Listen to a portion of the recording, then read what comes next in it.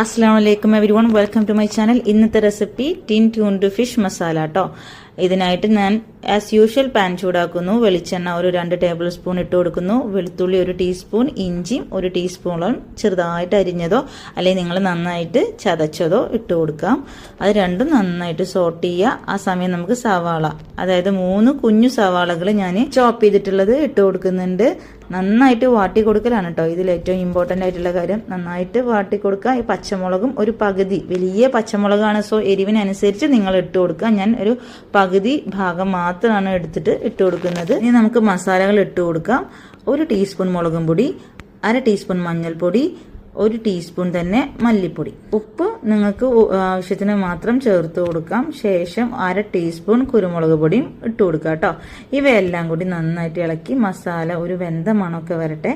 നന്നായിട്ട് ഇളക്കി ഒന്ന് സെറ്റായാൽ നമ്മളെ തക്കാളി, ഞാൻ 1 തക്കാളി മുറിച്ചത് ഇട്ട് കൊടുക്കുക. ഫ്രോസൺ തക്കാളിയാണ് കേട്ടോ, അതാണ് ഇതിൽ നിന്ന് ഒരു ചെറിയ ആവി പറക്കുന്നത്. തക്കാളി നന്നായിട്ട് വഴറ്റി വന്നാൽ ഇതാണ് ഞാൻ വാങ്ങിച്ചിട്ടുള്ളത്. സൺഫ്ലവർ ഓയിലുള്ള ട്യൂണ ഫിഷാണ് കേട്ടോ.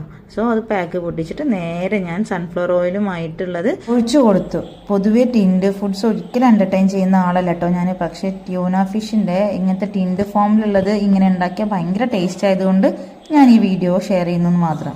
ഇവയെല്ലാം കൂടി നന്നായിട്ട് ഇളക്കി കുറച്ചു നേരം തന്നെ സോട്ട് ചെയ്യുക കേട്ടോ.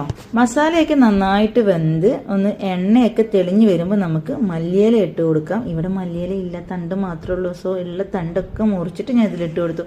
എന്നാലും നല്ല ഫ്ലേവർ കിട്ടും കേട്ടോ.